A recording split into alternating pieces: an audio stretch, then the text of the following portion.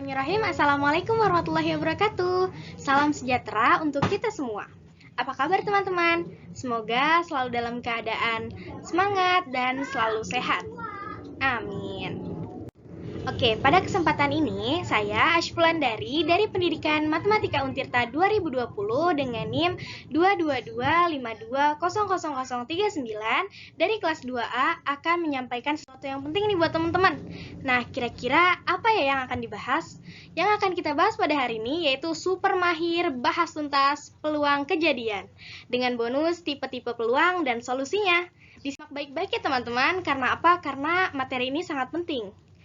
Kenapa kita harus belajar ini? Karena materi-materi ini banyak keluar di soal-soal UTBK, terutama TPS. Kemudian, materi-materi yang akan dibahas adalah materi-materi SMA yang akan berguna untuk teman-teman UN, AKM, US, dan lain-lain. Yang ketiga, karena materi ini berhubungan dengan kejadian sehari-hari. Yang keempat, akan menambah pengetahuan teman-teman dan pemahaman teman-teman. Disimak ya. Oke, peluang. Secara umum, peluang artinya kesempatan. Dalam matematika, peluang adalah kemungkinan yang mungkin terjadi atau muncul dari suatu peristiwa. Nah, dalam dunia ini, segala sesuatu itu memiliki kemungkinan loh teman-teman. Ada kemungkinan berhasil dan ada kemungkinan gagal. Karena itu, kita harus mengetahui materi peluang ini. Sebenarnya ada berapa banyak sih peluang yang ada di dunia ini? Sangat banyak. Kalau diurutkan, mungkin bisa saja tak terhingga. Nah, istilah-istilah dalam peluang yaitu yang pertama ada ruang sampel. Ruang sampel adalah himpunan dari semua hasil yang mungkin muncul pada suatu percobaan. Titik sampel adalah anggota dari ruang sampel. Percobaan adalah proses yang menghasilkan data. Dan kejadian adalah himpunan bagian dari ruang sampel. Jadi, rumus yang digunakan itu apa? Nah, teman-teman pasti ingat kan, rumus yang kita gunakan dalam peluang kejadian adalah peluang A sama dengan NA per NS. Nah, di mana peluang A itu adalah peluang kejadian A, dan NS itu adalah banyaknya nilai A, dan NS adalah banyaknya nilai S. Ketika teman-teman telah menghitung dengan cara ini, maka teman-teman akan menghasilkan nilainya di antara 0 sampai 1. Nah, seperti ini ya teman-teman. Kenapa hasilnya adalah 0 sampai 1?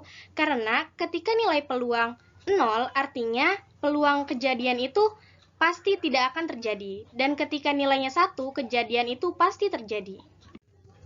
Nah, contoh soal nih teman-teman.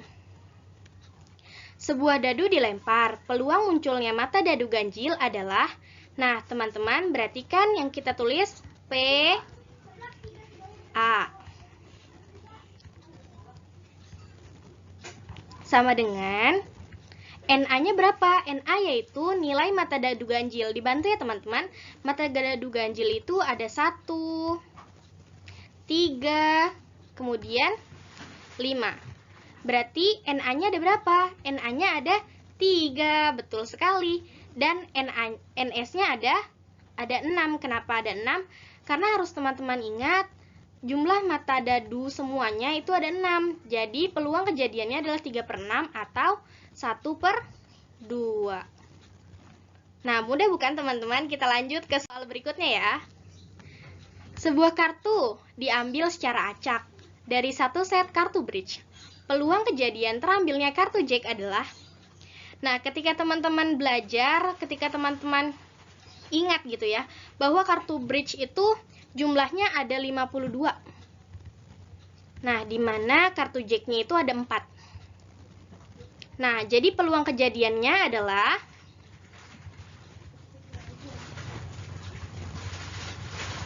maaf ya teman-teman tulisannya, karena tidak pakai mouse, jadi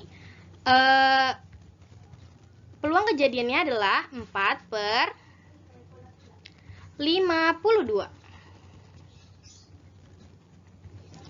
Oke, mantap. Kita lanjut. Soal yang ketiga. 2 buah dadu dilempar. Peluang muncul mata dadu berjumlah 10 adalah, nah, teman-teman, ketika 2 buah dadu dilempar nih, misalnya kita ambil 2 buah dadu ini ya. Nah, peluang muncul mata dadu berjumlah 10. Berarti kan dua-duanya itu harus menjumlahkan 10 ya. Yang hasilnya 10 itu berapa coba teman-teman? Apakah 2 ditambah 8? Nah, sedangkan dalam dadu itu yang paling maksimal adalah 6. Berarti nggak bisa nih teman-teman. Yang bisa adalah 4 ditambah 6. 6 ditambah 4. Dan 5 ditambah 5. Nah, karena NA-nya itu ada 3, sedangkan NS-nya itu ada 36. Kenapa ada 36? Karena ketika kita menghitung ruang sampel dari sebuah dadu, maka rumusnya adalah sisi pangkat banyak. Karena sisinya ada 6 dan pelemparannya ada 2, maka ruang sampelnya ada 36. Maka peluangnya adalah 3 per 36. Nah, teman-teman bisa dikecilin juga ya hasilnya ini, karena belum menjadi bilangan yang sederhana.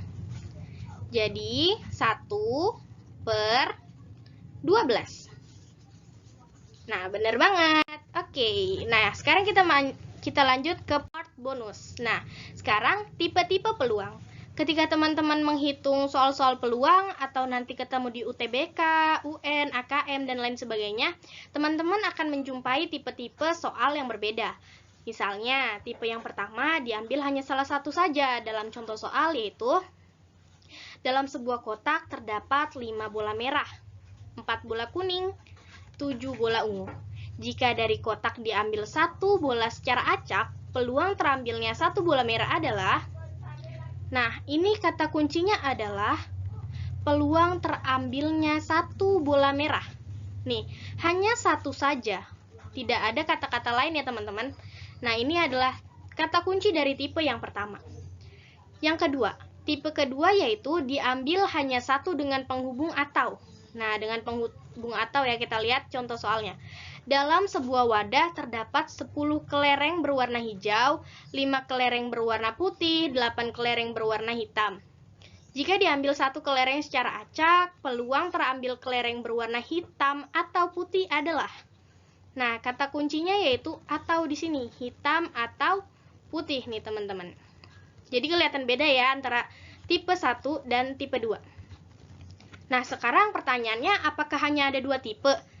Tentu tidak, ada tipe-tipe yang berikutnya. Tipe yang ketiga. Tipe ketiga yaitu diambil lebih dari 1. Contoh soalnya, sebuah kantong berisi 6 bola berwarna jingga, 4 bola berwarna hitam, 9 bola berwarna biru, 3 bola berwarna kuning. Akan diambil secara acak 3 kelereng sekaligus. Peluang yang terambil dari bola kuning adalah, nah, 3 bola kuning. 3 bola itu kan berarti lebih dari 1 kan teman-teman? Nah, di sini kata kuncinya. Ini adalah yang membedakan antara tipe 3 dan tipe-tipe lainnya. Nah, sekarang tipe 4.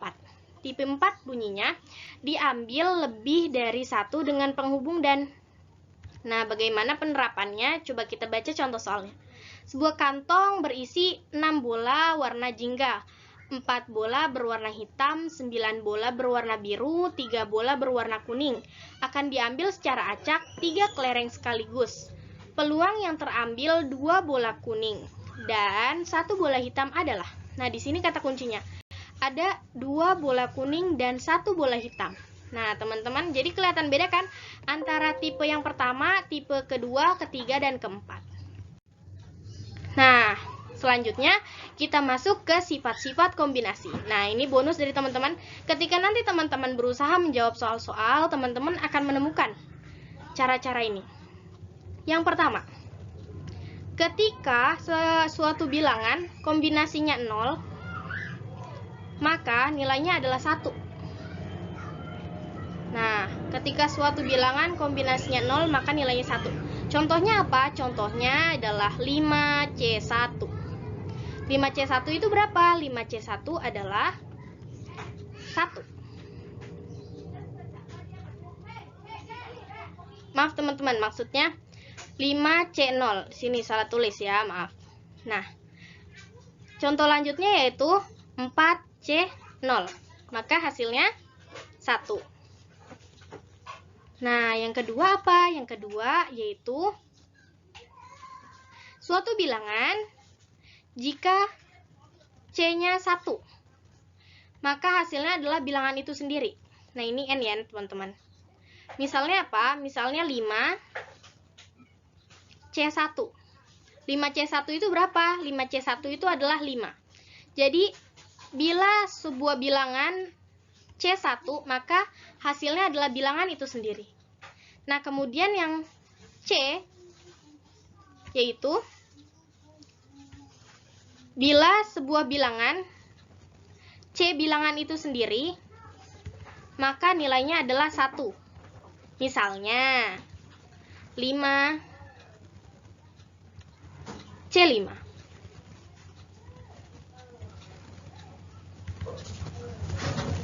Hasilnya adalah 1.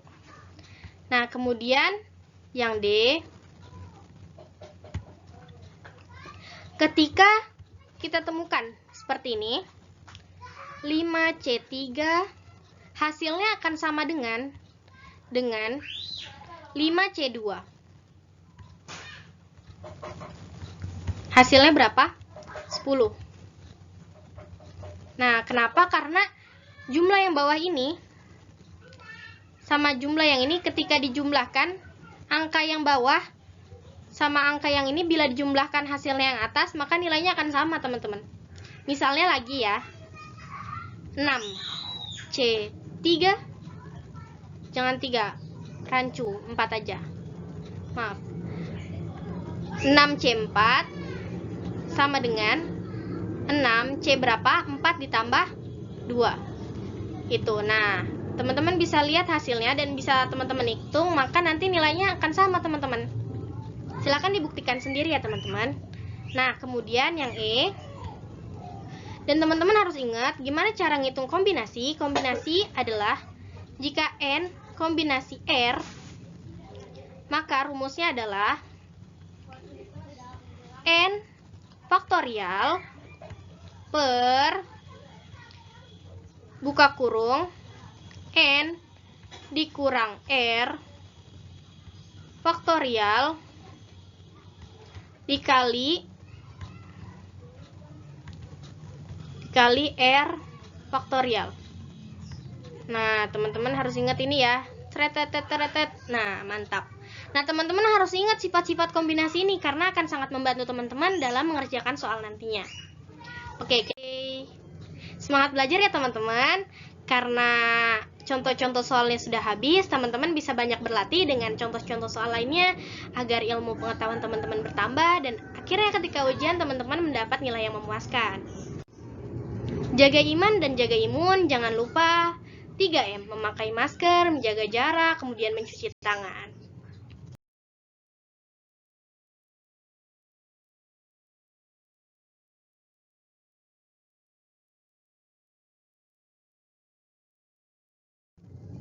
Kurang lebihnya dari saya mohon maaf. Wabillahi taufiq wal hidayah. Wassalamualaikum warahmatullahi wabarakatuh. Sampai jumpa teman-teman di lain kesempatan. Bye-bye.